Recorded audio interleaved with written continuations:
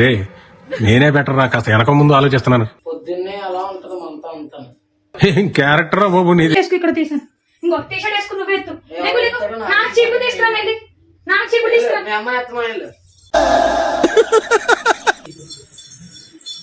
ఇక చూడండి ఫ్రెండ్స్, దుష్య తీసుకుని వెళ్తుంది. దుష్య తుడుస్తుందో వాళ్ళ డాడీకి ఇస్తుందో తెలియదు. ఎందుకు చూడాలి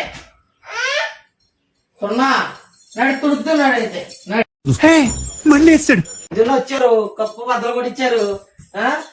చాకది